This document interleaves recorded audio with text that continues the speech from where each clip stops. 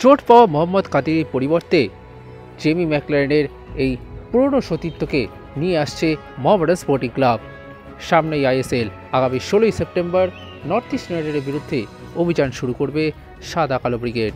কিন্তু তার আগে তাদের নতুন বিদেশি ডিফেন্সিভ মিডফিল্ডার মোহাম্মদ কাদিরি চোট পেয়ে ছিটকে যান, আর এর ফলে তার বদলি খুঁজতে হিমশিম খেতে হয়েছিল সাদা কালো ব্রিগেডের রিক্রুটারদের।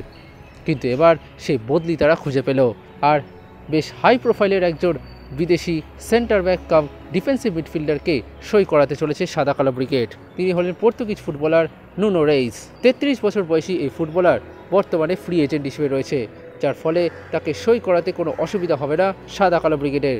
এর আগে মেলবোর্ন সিটি এফসিতে জেমি ম্যাকলারেনের সাথে একাধিক ম্যাচ খেলেছেন নুনো রেইস। এছাড়া এর আগে স্পোর্টিং ক্লাব দে পর্তুগালের যুব দল থেকে উঠে এসেছেন, খেলেছেন স্পোর্টিং ক্লাবের রিজার্ভ দলে, খেলেছেন লিগ 1 সহ একাধিক বড় বড় লিগে। মূলত সেন্টার ব্যাক হলেও প্রয়োজনে ডিফেন্সিভ মিডফিল্ডে খেলতে পারেন নুনো রেইস। এছাড়া রাইট ব্যাকেও খেলতে পারেন এই পর্তুগিজ ফুটবলার। ফলে একজন ইউটিলিটি বিদেশি ফুটবলারকে এনে নিজেদের শক্তি বাড়াতে চলেছে Mohammedan sporting club. Extra time.